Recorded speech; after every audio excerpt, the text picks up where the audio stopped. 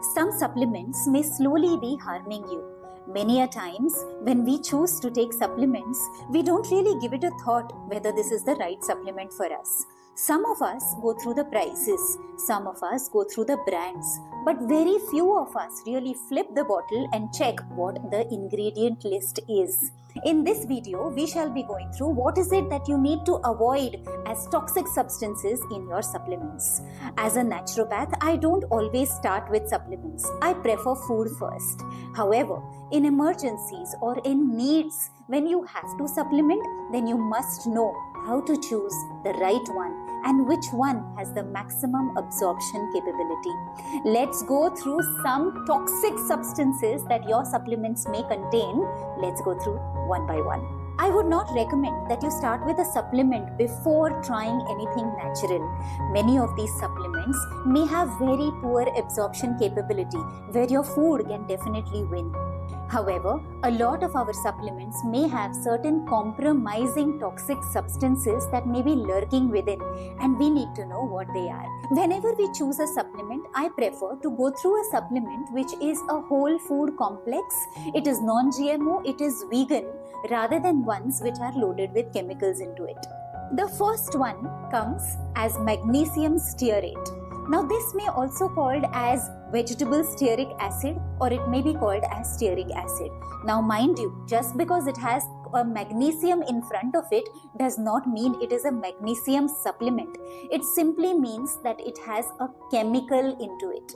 Now this magnesium stearate has not really been tested for a long-term safety of use. It is often used as a flow agent. It speeds up the production time, and what this magnesium stearate really does is to coat your herbal supplementation or your supplements of your vitamins and minerals. It gets a coating of this magnesium stearate. Now because your raw material, which was supposed to be good for you, which was supposed to be better absorbed into your body, is now coated with magnesium stearate, the absorption becomes difficult. So don't you see that many a times you are taking a lot of supplements but you are not really improving on your health. This simply means that magnesium stearate may have hindered the absorption power of the supplementation or the raw materials which were supposed to be ideally good for you. In many cases, this magnesium stearate can also cause stomach upset. It can cause a reflux or sometimes even heart palpitations. Number 2 is a substance which is called microcrystalline cellulose.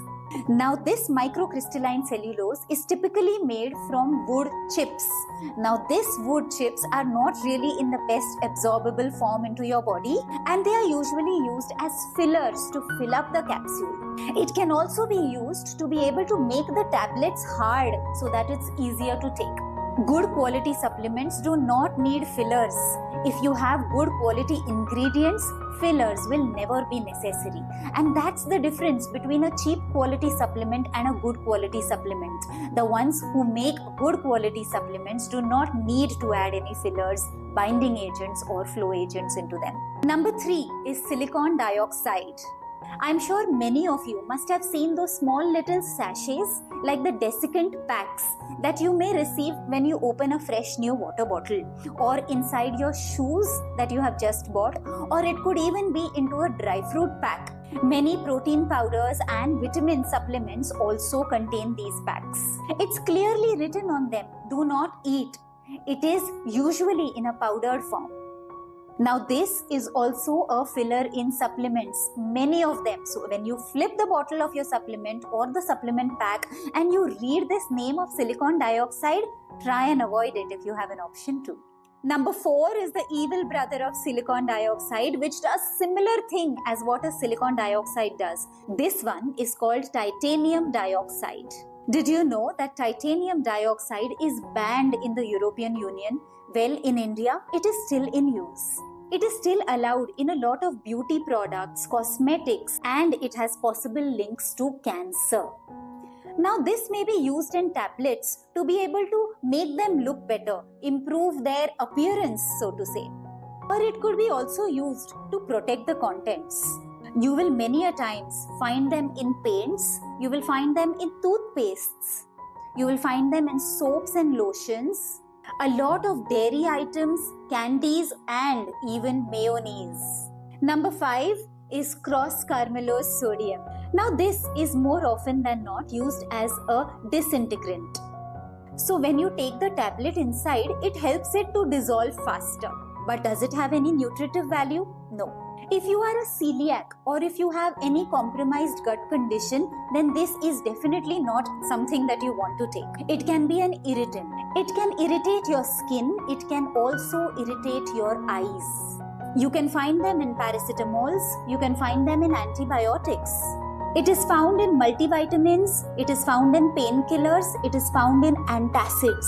It is also many times found in anti-diabetic tablets. The next one is talc, very commonly used, but did you know that it can cause cancer? You can find it in cosmetics, you can find it in baby powders. It absorbs the sweat, it improves the texture. It does not give a caking effect, but do you know that your food items like your rice, polishing of this rice is also sometimes done by the same ingredient, talc. Inhalation of this can cause long-term issues as far as your lung conditions or respiratory issues are concerned. And the 7th one, the last one, is potassium sorbate. Now this one can be used as a preservative. You can very well find this in liquid syrups. It can be found sometimes in herbal tonics. You will find it in cheese products, you can find it in bakery items. You can find it in yogurt, you can find it in packaged fruit juices, pickles, jams, ice creams, sauces, and even ready-to-eat food products all may contain this. You know that it is also very common to have this ingredient in your creams, in your lotions, in your shampoos, and also your face washes. So beware of all of these ingredients which can be extremely toxic. Always prefer food first before going in for a supplement. And if you need to necessarily have a supplement, try and see that it is vegan, it is non-GMO, and it is a whole food complex and does not have any chemicals into it. I hope this was helpful. Follow for more nature cure and natural lifestyle tips. Till we meet again. Namaste.